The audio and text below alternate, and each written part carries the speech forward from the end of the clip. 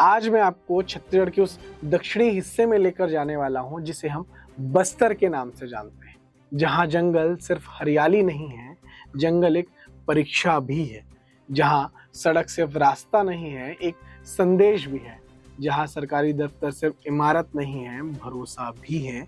और इसी भरोसे की तलाश में बस्तर ने दशकों तक बहुत कुछ सहा है।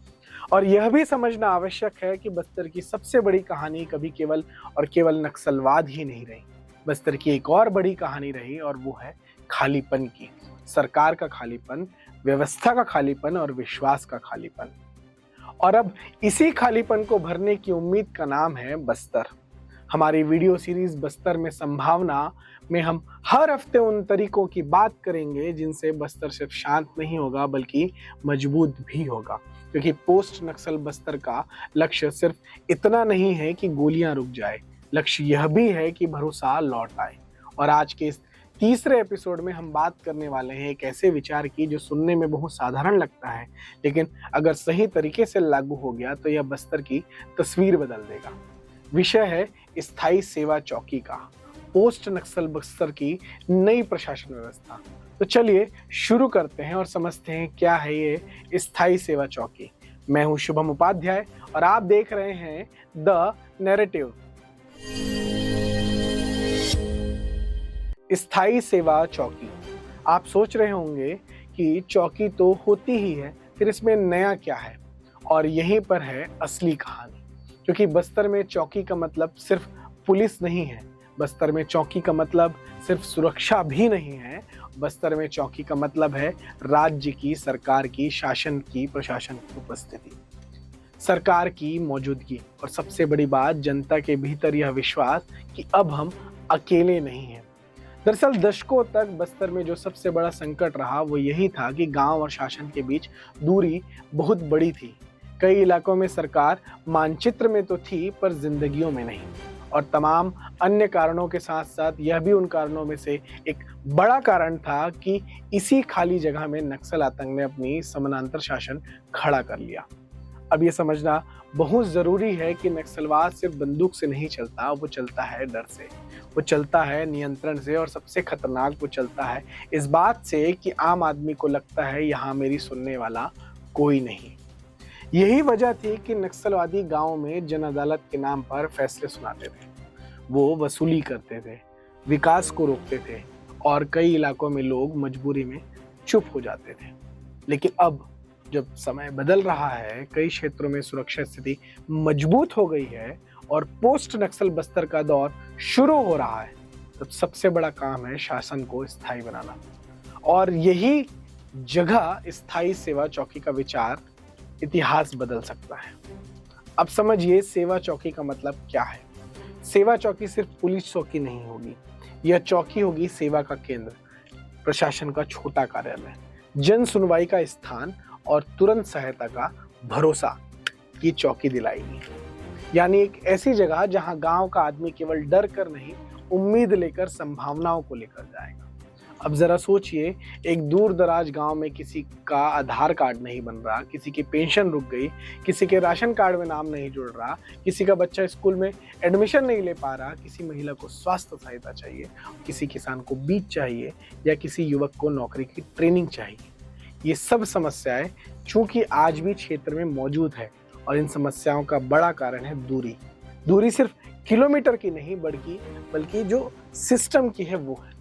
अब अगर इसी गांव के आसपास 8-10 किलोमीटर के भीतर एक सेवा चौकी बन जाए, जहां किसी भी समस्या पर तुरंत सुनवाई हो, जहां हर हफ्ते पटवारी आए, जहां हर महीने स्वास्थ्य शिविर लगे, जहां हर पखवाड़े राशन और दस्तावेजों की जांच हो, जहां पुलिस सिर्फ गश्त नहीं करे बल्कि सुरक्षा का भरोसा भी दे, तो उस गांव के भीतर का जो डर है वो धीरे धीरे खत्म होगा। और यही असली जीत होगी। बस्तर में जीत का मतलब सिर्फ यह नहीं कि नक्सली पीछे हट गए, बस्तर में जीत का मतलब यह है कि अब गांव के लोग खुलकर बोल सके, अब स्कूल जाने वाले बच्चे आराम से स्कूल जा सके, अब सड़क बन सके, बाजार लग सके और मोबाइल टावर खड़े हो सके। यही कारण है कि जो स्थायी सेवा चौकी एक पोस्ट नक्सल व्यवस्था की रीढ़ बन सकती है। अगर इसका मॉडल समझा जाए तो ऐसा कर सकते हैं कि कुछ गांव का एक क्षेत्र में कुछ गांव को मिलाकर एक क्लस्टर बनाया जा सकता है। उस क्लस्टर के बीच में एक चौकी बनाई जा सकती है और उस चौकी में क्या हो, एक छोटा पुलिस यूनिट हो जो सुरक्षा और गश्त को ध्यान दे, एक प्रशासनिक डेस्क हो जहां डॉक्यूमेंट्स, पेंशन, राशन, निवास, जाति प्रमाण पत्र जैसे सेवाओं की प्रक्रिया चले, एक डिजिटल सुविधा केंद्र हो जहां इंटरनेट और ऑनलाइन आवेदन संभव हो सके, एक स्वास्थ्य कक्ष हो जहां सप्ताह में 2 दिन डॉक्टर या नर्स मौजूद हो और एक जन सुनवाई का बोर्ड हो जहां हर सप्ताह शिकायत दर्ज हो और उसका समाधान भी रिकॉर्ड किया जाए। और सबसे इम्पोर्टेंट बात, चौकी में स्थानीय युवाओं की भूमिका हो, स्थानीय भाषा बोलने वाले कर्मी हो, स्थानीय लोगों को ही सुरक्षा सहयोगी, डेटा ऑपरेटर और सामुदायिक संपर्क अधिकारी बनाया जाए। इससे सबसे बड़ा लाभ क्या होगा उसे अगर समझे तो सबसे पहली बात यह है कि प्रशासन गांव के करीब आएगा, भ्रष्टाचार भी अपने आप घटेगा क्योंकि व्यवस्था पारदर्शी होगी, अफवाह, लाभ और डर का माहौल भी टूटेगा। विकास कार्यों की जो सुरक्षा है वो भी बढ़ेगी और सबसे बड़ी बात, नक्सल नेटवर्क का जो पुराना खाली मैदान था वो खत्म होगा। क्योंकि नक्सलवाद की ताकत हमेशा से वही रही है कि सरकार जहां नहीं पहुंचती वो अपना गढ़ बना लेते हैं। अगर सरकार पहुंच जाए सेवा के साथ, अपने भरोसे के साथ, सम्मान के साथ, तो नक्सलवाद के लिए जगह नहीं बचेगी। लेकिन एक सबसे इम्पोर्टेंट, सबसे ज़रूरी बात यह है कि स्थायी सेवा चौकी का मतलब यह नहीं है कि बस एक भवन बनाकर रख दिया जाए, जो आमतौर पर बहुत जगहों पर होता है, सरकारी कार्यालयों में होता है। बस्तर में भवन से ज़्यादा आवश्यकता है व्यवहार की, क्योंकि बस्तर के लोगों ने लंबे समय तक डर देखा है। वो सिर्फ दीवार नहीं देखते, अब वो भाव देखते हैं। अगर चौकी सेवा और सम्मान का केंद्र बन गई तो लोग उसे अपना मानेंगे और जिस दिन जनता ने व्यवस्था को अपना मान लिया उस दिन बस्तर सच में पोस्ट नक्सल विकास का केंद्र बन जाएगा। एक बात और है कि स्थायी सेवा चौकी मॉडल को मजबूत करना है तो हर चौकी के साथ एक मोबाइल सेवा यूनिट भी होनी चाहिए, हर चौकी के कार्यों का ऑडिट भी होना चाहिए और हर चौकी को स्कूल, आंगनबाड़ी और बाजार से भी जोड़ा जाना चाहिए। जो चौकी है वो सिर्फ सुरक्षा का केंद्र नहीं बल्कि रोजगार और भरोसे का केंद्र बनना चाहिए। और इस वीडियो की मैं सबसे आखिरी बात, इस पूरे संभावना के सीरीज में जो तीसरा एपिसोड है वो काफ़ी खास है क्योंकि हम एक ऐसा सुझाव लेकर आ रहे हैं जो सबसे अलग है, जो सबसे यूनिक है।